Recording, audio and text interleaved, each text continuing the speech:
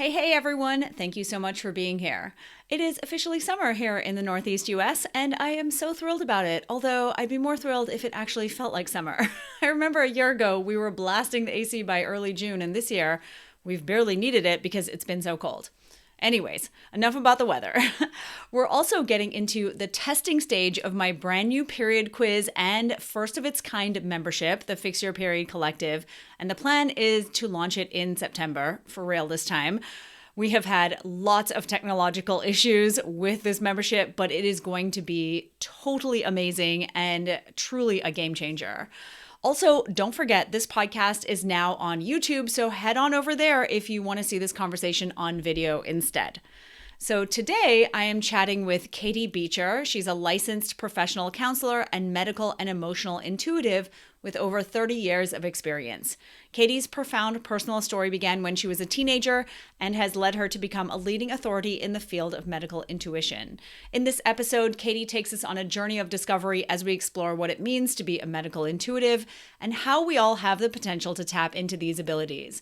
She shares her unique approach to working with clients, creating detailed, individualized reports and symbolic paintings based solely on their name and age, even before she has met or spoken to them. One of the fascinating topics we discuss is the spiritual and emotional root causes of health issues. Katie sheds light on how trauma and abuse can affect our periods and reproductive health, offering insights and tools for healing on physical, emotional, and spiritual levels. Drawing on her own experiences overcoming bulimia, Lyme disease, and depression, Katie shares inspiring stories of healing and imparts her revolutionary step-by-step process for connecting to intuition and spirit. She also has a book, Heal from Within, An Intuitive Guide to Wellness, which serves as an invaluable resource for those seeking self-love, empowerment, and healing. I hope you enjoyed this episode. Hi, Katie. Thank you so much for being on the show with me today. Thank you so much for inviting me. I'm excited. Yes, absolutely. I am really, really looking forward to this conversation. And one of the things that I wanted to talk about, because it struck me when I was reading about it, is your very profound personal story that started when you were a teenager. Can you tell us a little bit about that and how it led you to do this work and down this unique life path? Yeah, so there were two things that were pretty significant in not only helping me grow spiritually and emotionally, but also helping me discover my abilities. And they, on the outside, they seem like two pretty horrible things. And I'm not going to say that they were pleasant to go through, but they were very important. The first one was that I was bullied in fifth grade, and it was because I went through puberty early and I developed earlier than a lot of my friends. And so they decided I had had my period. I didn't, but it was, girls are pretty horrible creatures sometimes. And I was basically tormented from April till the end of June. And it really made me hate my body and hate my femaleness and hate anything to do with getting a period or having breasts or anything like that. And so I was told later that I had the effects of being sexually abused, which I did not know. But it was yeah, they were pretty bad. So that happened. And then growing up in a dysfunctional family, I they were pretty not so much focused on weight, but very much like appearance, and you really weren't um, weren't allowed to be yourself or have feelings or opinions. And I developed bulimia, and it was pretty bad. I was at some point throwing up 3 times a day and was suicidal because that's no fun to live that way. Yeah. um, had a suicide plan and everything, and I really believe that it was divine intervention that kept me here, because one day I decided that I did want to live, and I called our pediatrician.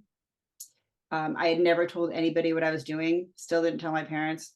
Called the doctor, told him what I was doing, and said that I needed help.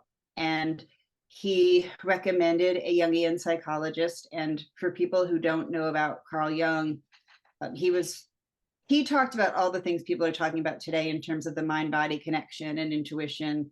And through that therapy, she helped me connect to who I was and learn that these weird abilities that I had had all my life, like talking to dead people and knowing things before they happened and all that weirdness, was actually normal, and that it wasn't anything negative or scary. And she taught me how to talk to my body and see it as a gift and see what I was going through as a gift, and learn that even though I wasn't perfect, I was okay. So I became a licensed counselor from there, ended up working really intuitively, discovered all these strange, even stranger gifts that I have that I use to help people with now. And that was kind of the start of it all. Yeah, it's really interesting. You mentioned, I mean, there were a lot of things, but one of the things that struck me was how challenging it is to go through puberty. And I mean, going through early puberty, I know it's a lot more common now than it was back then, Yeah. right? Which is a whole other set of problems. But, ultimately, I distinctly remember that in grade school, there were some girls who had started to get boobs, and one girl got her period, and we thought that was so funny. And I remember, as a child, like all of us talking about it, and these girls were just mortified. And I remember just thinking that this is just not the way. And I was only 10 or 11, but I remember thinking, this can't be it. Like, I feel so terrible for them. All the boys are laughing at them, and nobody was really doing anything about it to steer the conversation into a more positive light. And I can only imagine what it was like for them. And I also remember, like what you were saying, I had a friend, I was 12, and she found pads in my backpack, and I put them there because I was totally preparing, by the way. I was also totally a period psychic back then. And I remember thinking, I feel like my period's coming. I'm just going to put them in there. And she was like, Nicole, do you have your period and you didn't tell me? And she was really mad and super judgy about it. And it was I mean, at this age, I mean, puberty is a whole thing in and of itself, right? And then this age, you're just so traumatized by these little things that you look back on, obviously, and you can laugh at. But I think about this all the time, right? Like these experiences and how they impact us in the long term. And we should totally talk about all that, but I'm sure you have many thoughts. And no, I mean, my mother is the one who said, "You're going to get it soon. Put this pad in your pocketbook." And I'm like, I don't even know what the hell you're actually talking about. And somebody found it. And yeah, I mean, you're either sexualized or made to feel like you're disgusting. And they got the boys, it was a group of girls, but they got the boys involved too. And it was right in front of teachers, and the teachers did nothing. It was really, yeah, it really made me just hate all things about my body. I just wanted to Right. disappear. Yeah, I know. We're definitely going to talk about this because I really do want to talk about that first period experience and how it impacts us in the long term. But before we get into that, I would love for you to just tell us what a medical and emotional intuitive actually is. What the hell is it that you do, Katie? Yes, In other words, yes. exactly. Yes. So as a medical and emotional intuitive, I work a little bit different from other people who do this work, but it's generally where I can look into people's bodies and energy and basically look at everything that's ever happened to them through their entire life and figure out what they're going through, what symptoms they're having, how those events have impacted their life, either for the good or for the bad, what those events are. There's no, my guides, intuitive guides, where I get this information from, they don't really see time as linear. So I see someone's whole entire life, because every single thing that has happened to us impacts our health and well-being, and that's not a woo-woo thing at all. It really does. So I try to pinpoint all of the things that have happened, and we talk about exactly how they happened. How are they causing or contributing to the issues that you're having now? Are the emotional things manifesting as physical symptoms, for example?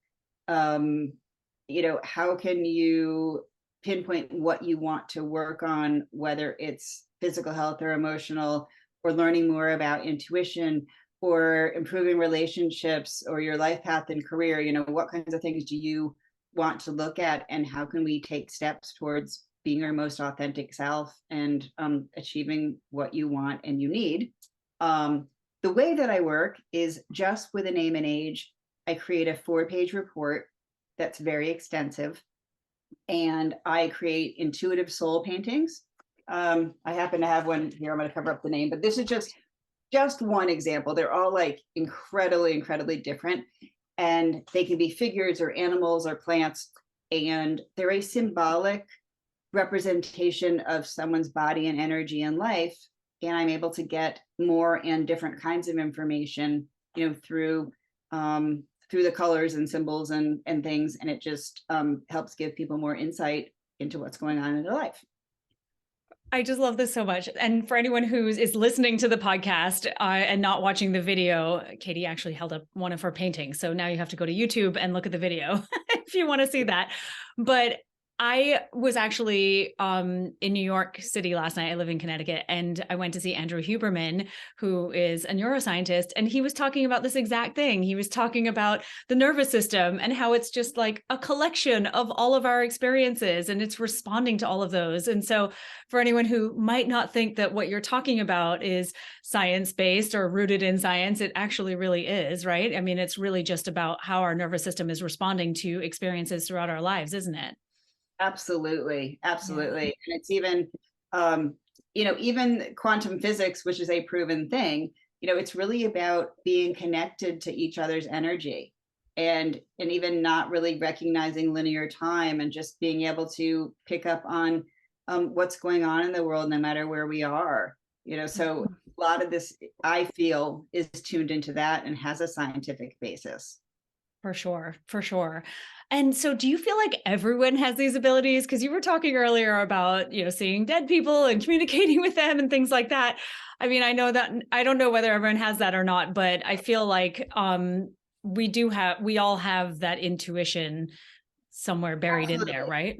Yeah, I mean, as part of every reading I do, it's really important to me to teach people how to connect to their intuition. And it's also at the beginning of my book. It's like, that is what saved my life. That's why I'm still here. That's why I'm healed from bulimia after 30 years, is because I learned how to connect to my inner voice, to the part of me that loves me, that is always there guiding me and keeping me safe, and that knows me better than anybody and doesn't judge. And so that's how I think about intuition. It's not so much the woo-woo-y psychic thing, as it is just a knowing. And so if you think about even medical intuition, when you have a stomach ache, let's say, the first thing is to actually feel it and be in tune with our bodies, which some of us are not that great at for various reasons. But you have to decide, what is this about? Do I need to eat some crackers? Do I, if I have something bubbly, will that help? Do I need to lay down? What did I just eat? Is the vitamin I just took, is that making me nauseous? Am I upset or anxious about something? Is that's what causing these stomach symptoms? Eventually, do I need to go to the doctor? So all of those processes are using medical intuition. You're tuning in and trying to figure out what the cause is and what to do about it. Right. I mean, it makes so much sense. And it's interesting that you said that, some of us are not so good at intuiting what could be going on with us or just paying attention. And I think that's because from such a young age, we're not really taught any of this, right? We're kind of just taught, oh, well, you just go to the doctor and you're going to get some cough medicine or antibiotics or whatever, and you'll be better. So there isn't really a lot of sort of allowing us to feel what's wrong with us or to really place a problem, whether it's a stomach ache or, pain somewhere else or something like that. Would you agree? I absolutely agree. And there's a lot of reasons why we disconnect from our bodies. Yeah. Trauma, abuse are great examples. You learn to dissociate as a survival mechanism. You learn not to be in that body because it's too difficult to experience what you're experiencing. Or if you are in pain, or if you're ill, or if you hate your body because you think you're overweight or anything like that, it's not comfortable to be in this body that we don't feel good about. So people tend to not be grounded. They're not present. they don't even want to look at their bodies if they don't like them. So it's Right. very hard if you're not in touch with the signals that you're receiving from your body or your feelings. It's really hard to get messages from them about, what to do to feel good or how to respond when you're not feeling good. Totally, totally.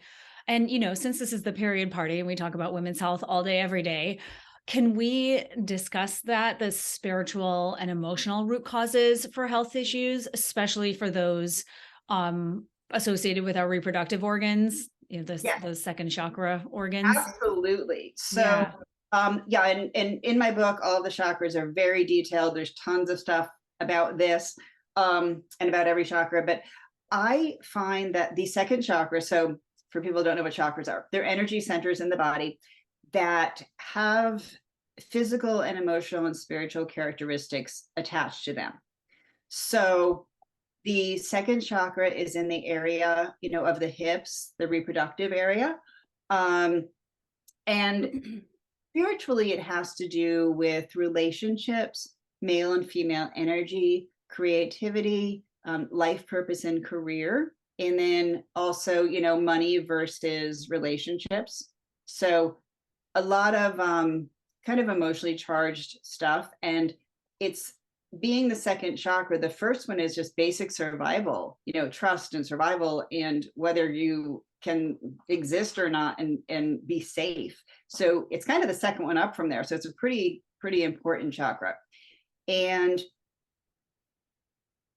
when I work with people who have, let's say, issues with their periods, or have pelvic pain, or who have hip issues, any of those kind of things, I often find that there is a link with sexual trauma, with growing up in families where either the male or female energy is not respected and is pushed down. So, misogynist families for women.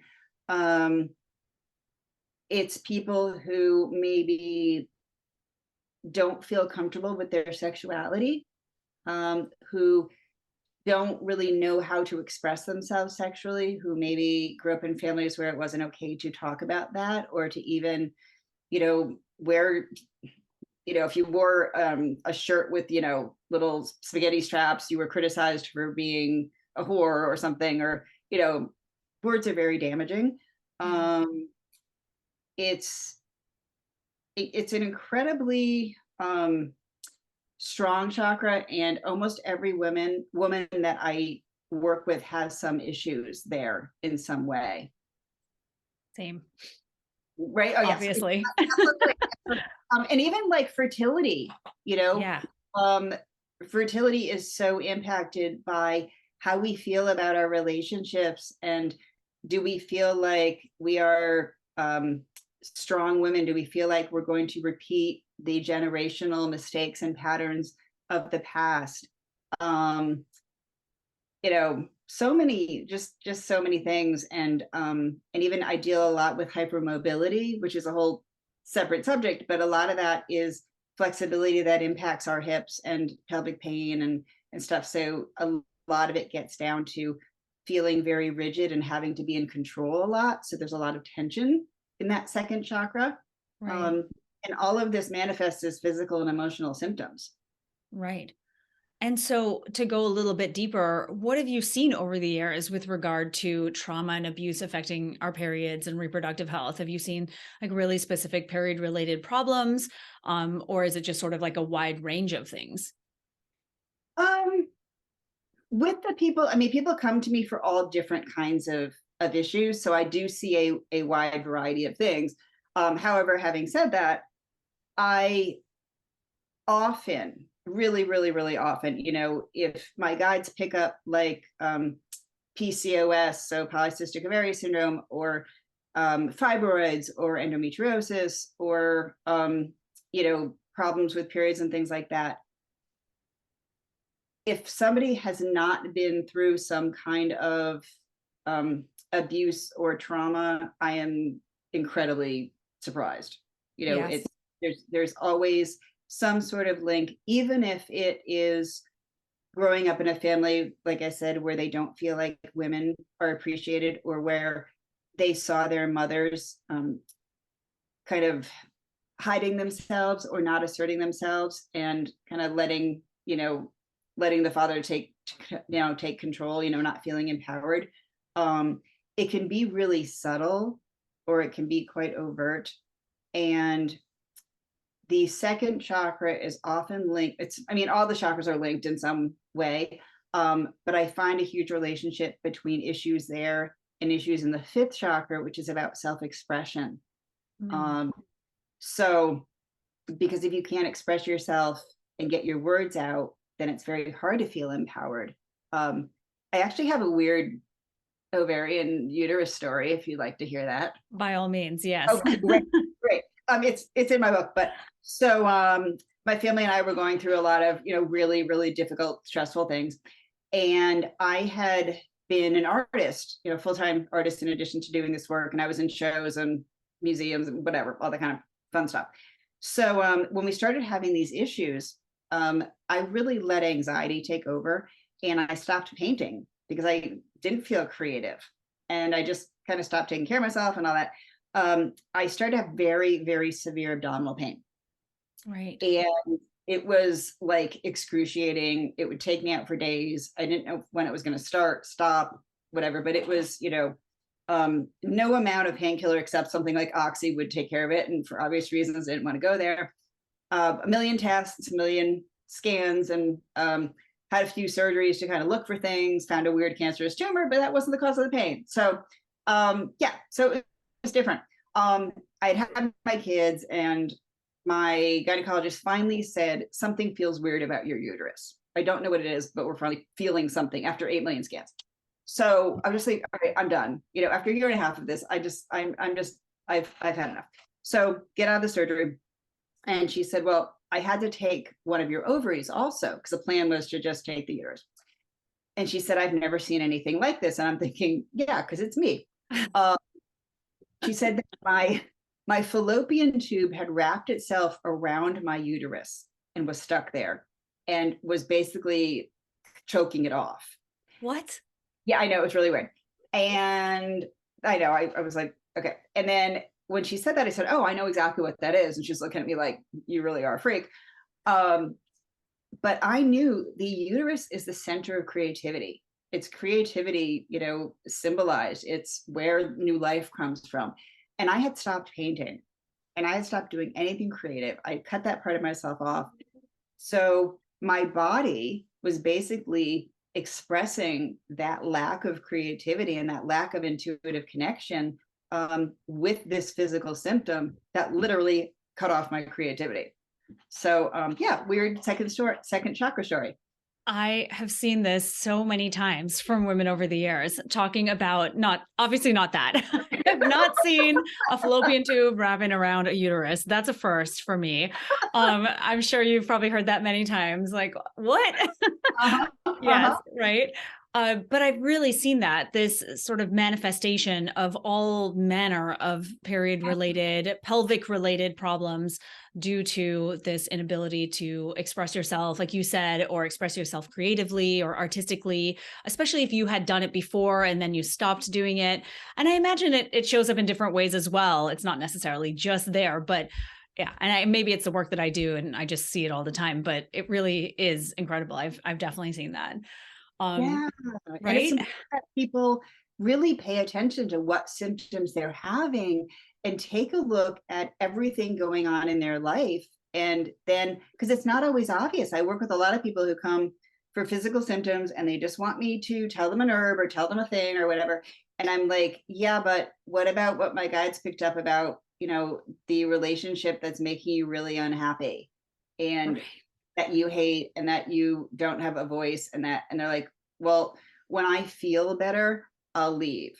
Or when I have enough money, I'll leave. And I'm like, no, nope. We have to kind of do it at the same time.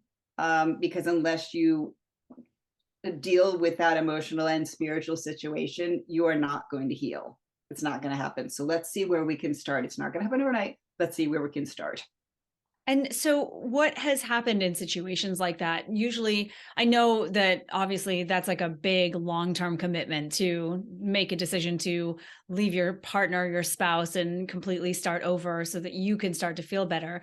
But is that typically what happens, or do you usually have clients bridge their way to the big life changing experience that they need to really heal? Yeah. So it's important to me when I work with people that we get start on actual concrete steps to make their lives better. And so while I do help with the physical stuff, and also refer to physicians and things because I legally cannot diagnose, that's not okay or ethically. Um, I help them to look at what's a first step. You know that you're unhappy in this relationship, it's making you miserable, whatever. Um, you're not going to change overnight. There are real concerns here and there's real fears, and it can be really overwhelming. So, what is one thing that you can do? Maybe for some people, it's consulting a lawyer, looking at your rights, looking at some of the possibilities. Maybe it's starting to ask family and friends, or look at, what are other possibilities for where I could live. Um, Maybe it's, if you haven't been working, maybe it's looking at getting a job, even if it's not super high paying, but at least you'll feel like you're starting to work towards being able to support yourself. Um, Try to look at how you can start to feel empowered and not a victim and not helpless to the physical or emotional situation. Um, so it is a process. And but I know there's a lot of clients who maybe on our first call they get all that and we're talking about it, and maybe in 6 months they make another appointment and they're like, hey, I've actually met with a lawyer and I kind of have a plan here. I'm not out yet, I haven't really even told them what I want to do or what I want to do, but I'm making a plan and it's feeling good, and wow, my symptoms are getting better. So, you get to see the changes, which is amazing. Yeah, for sure. And I mean, yeah, I feel like there's probably so many stories like that.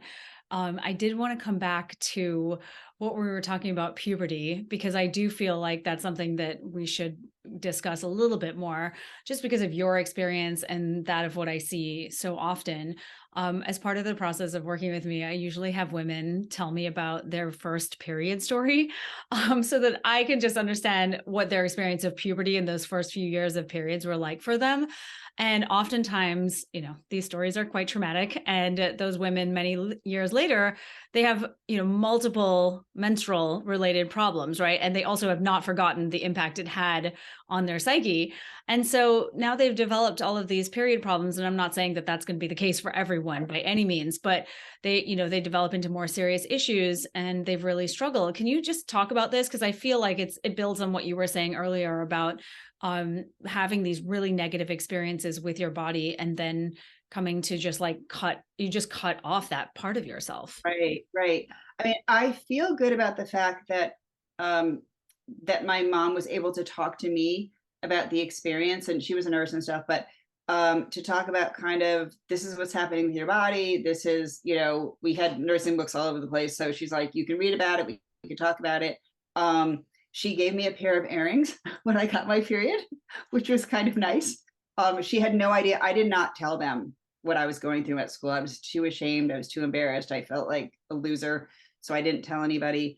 So that was until later I did finally tell them. But so that was a very lonely experience. But yeah, a lot depends on how your family, especially your mom, how they feel about their body and their sexuality, and if and their body image, because a lot of things happen during puberty. You gain weight, there's a lot of things, and a lot of families are not comfortable talking about sexuality, or maybe there's been sexual abuse or something like that in the family that no one's ever talked about or acknowledged. And all, as you know, all of this stuff plays into the experience.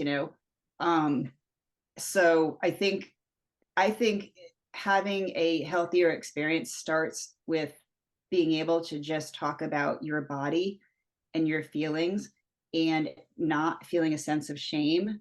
Um, there's a lot of shame in our society and our culture about an awful lot of things that just, it's so sad because it doesn't need to be there. But um, yeah, I mean, a lot of it really comes from um, how your mom and her and generations going back felt about their bodies, um, whether they saw them as just neutral or healthy things, or whether they saw the experience as, um, dirty and becoming sexualized. Actually, another weird thing, not weird, but I think I've heard about this happening to a lot of people. Um, when I got breasts, I felt like my father kept saying things like, you need to get a bra. Um, and so I'm like, why are you looking at my chest? That's really weird. Mm, Because my mom was kind of like, okay, whatever, she's developing and fine and, whatever. But he's the one who brought attention to it. And like, I was somehow doing something wrong by just right. having breasts. And he kept bringing it up. My mother was finally like, just stop already. And so we got a bra, but it was like, it just felt very dirty. Yeah. And um, and obviously that was, his mom was very strange about bodies and nakedness and all that kind of stuff, so it filters down. um, but I've talked to other people who've experienced that, from their fathers or brothers, and that really kind of warps the way you feel about your body, and shame and things like that too. Yeah, well, it's interesting what you said about it as if you were being wrong in some way. So it's almost like as little girls, we're made to be wrong for this thing that's happening to our bodies because our society is so screwed up, basically. Yeah. Yeah, for sure. Yeah, and it's like, I didn't, not my fault, I didn't want them. Yeah, no kidding. Yeah, I don't remember wanting them either. Yeah, I remember really wanting a bra too. Like, Yes. yeah. So I think there's just so many things, subtleties, and things that, and then there's wonder why there's so many eating disorders. Like, it kind of flows into that of not liking your body and pushing your feelings down and trying to control it and change it. Is also related. I couldn't agree with you more. I know it's all connected, and yet we sort of silo them off, right? We're not really connecting all of this. Like I feel as though eating disorders are treated as something completely separate to what you're describing right now. Yeah, and there's such a high link between them and abuse, especially sexual abuse and assault. Yeah. And I mean, not to mention endometriosis, uterine Thank you. fibroids, Thank you. those are all connected to sexual abuse as well. I mean, there's a Big time. significant portion of women who are diagnosed with these conditions that are actually that have a history of this. So, I Right. mean, we could go on, right? Yeah, it's Oh like, my God. No, it's yeah, so true. Like, piecing it when all my together. guys see that, they see bumps, they see growths, they see inflammation in that whole area, and the whole area looks crowded, and there's not space between the organs, and it's just like these tissues and things that don't belong there, that were just kind of like put there to make people uncomfortable and make it so you couldn't reproduce and make it so you can't comfortably have sex. And it is like a self-sabotage thing almost that your body creates in there. Right. Yeah, no, it makes sense. A protection mechanism. Yeah. And so, one of the quotes in your book, it was at the very beginning, it said, with connection to intuition, self-love, and acceptance, we can heal from anything. And I'm curious, like, what this looks like for those who want to explore this approach to healing and, how hard is it? And just because I know you talked about it a little while ago, but I think that there's just so much to this. And I know it's multifaceted, but I would love for you to share a little bit more about what this looks like for someone. Yeah. So when I say that, and that is what my guides told me when I was healing, that with intuition, self-acceptance, and self-love, you can heal from anything. And I'm not trying to say that we can instantly make physical symptoms go away, or that not loving ourselves is why we get sick, or, I mean, there's something to be said for that. However, I'm not trying to like put down anybody's physical symptoms or, anything like that. So, but what I mean by that, and what I think they were trying to get to me in saying that, is if we love and accept ourselves, starting with the acceptance, because I think acceptance has to come first. And that is about just being okay with not being perfect, being okay with who we are, what we do, our faults, our strengths, our just, not trying to be anybody else, giving yourself a break, being okay with not being perfect, with making mistakes, with, um, having things to learn, with not maybe being as good as someone else at something, with just being human. From there, if we start there, we can start then giving ourselves messages of, you are okay. You can do this. You don't have to hide. You can speak your mind. You can be authentic. You can be your true self. And when I talk about intuition, to me, what it means is this loving force that is a source of unconditional love and acceptance. I like to describe it as this kind of this perfect bodyguard that's with us at all times, that is just there for us, knows everything about us, so it's non-judgmental. It's kind of like your dog or your cat who they don't care, if you have makeup on or what you weigh, or they don't care how much money you make, or they just don't care. They just love you the way you are. And if we can start having a sense of that for ourselves, then you naturally want to do things like eat food that makes you feel better. Maybe not get into things like, if you have habits like smoking or any like other kind of unhealthy things, it makes you want to be like, why am I doing this to myself? I want to, be nicer to myself. I want to get out in nature. I want to do things that make me happy. I want to devote time to self-care. I need to set boundaries. I'm not going to let that person treat me like crap. So as you're doing that, you naturally just feel better, and do things that are better for your emotional and physical health. And it's a process. It didn't happen overnight for me. I'm still learning about who I am, still learning about what my intuition wants and needs for me. But we can all do it. We can all find that self-love and self-acceptance. And it's really about just allowing yourself to be you, and then also like allowing other people to be themselves too, without being judgmental and yucky. And so that's just kind of a little, I hope that made sense. Just a little, yeah, but yeah, I am curious if there are other techniques that people who are listening might be able to start to implement in their lives right now to start to move in that direction. Yes, absolutely. So this is the technique that literally saved my life. And it's the reason I'm healed from bulimia. And it's all detailed in my book. But I'm happy to go through it. And the way that I connect to my intuition and guides is to physically write down my feelings or a question or a statement and direct it to my intuition. There are people out there who may not know what that looks like. So when I started, I talked to God, and not even in a religious way. It was God being our source, where we come from. Some people may talk to somebody that they love in spirit. Maybe you talk to the universe. Maybe you talk to a tree.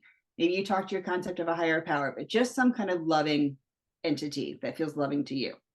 So you write out your thing, and then whatever you hear, see, or feel in response to what you wrote, write that down, and then write back to it, just like you're writing back to a friend. And then whatever you get, write that down and write back to it. So you're having a conversation with this loving part of yourself, or externally. And the reason it's so powerful to write it out is because you have to stop what you're doing to write.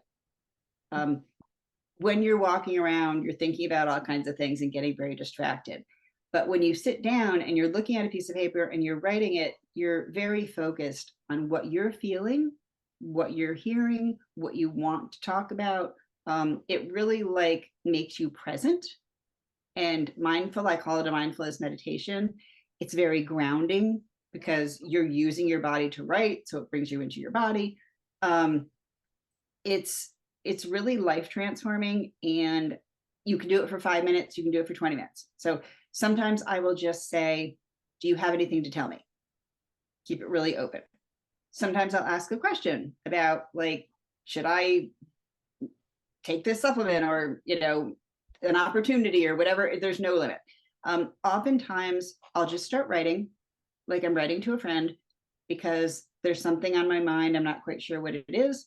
And I'll just write and be like, can you give me some guidance or insight? So it's like having a best friend with you all the time, Yeah. and somebody who knows you. And through that, like, you really can learn everything that you need to know about yourself. And the main obstacles are being afraid you're wrong. What if I listen and I'm wrong? Overthinking the process. So being like, well, am I really intuitive? Why does this just sound like a voice in my head? Is it just what I want to hear? But I think the main obstacle is we often know what we need to do. We get intuitive hits, our body tells us whatever, but we just know something we need to do. And it's overwhelming or scary, or we don't think we can do it.